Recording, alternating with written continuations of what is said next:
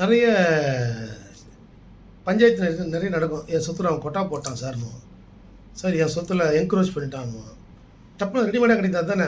டக்குன்னு போவான், ஒரு அரசியல் கட்சிக்காரன் லோக்கல் இருக்கிறவன் போவான், டக்குன்னு ஒரு 4 கொட்டா போட்டு செட்டில் பண்ணுவான். அது என் சொத்தில் இருக்குதுன்னு. ரெண்டாவது அந்த கொட்டா இருந்தால் போதும், அது காசு கொடுத்து இபி கனெக்ஷன் வாங்கிடுவான்.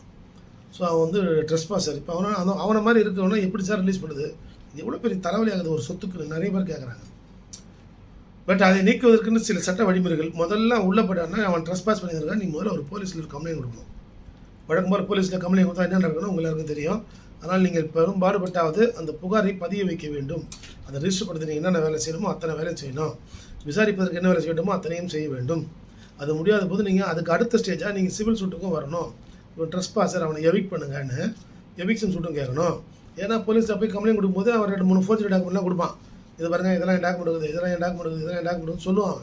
சொல்லாமல்லாம் டாக்குமெண்ட் இல்லாமல் மொத்தம் போய் உள்ளே போய் உட்கார மாட்டான். ஸோ இது ரெண்டுத்தையுமே நீங்கள் சைமல்டேனியஸாக பண்ணும்போது அந்த சொத்தை நீங்கள் அடைய முடியும். அதற்கென்று சில காலங்கள் ஆகும், கால விரயமாகும். ஆனாலும் வேறு வழி இல்லை, இதெல்லாம் செய்யணும்.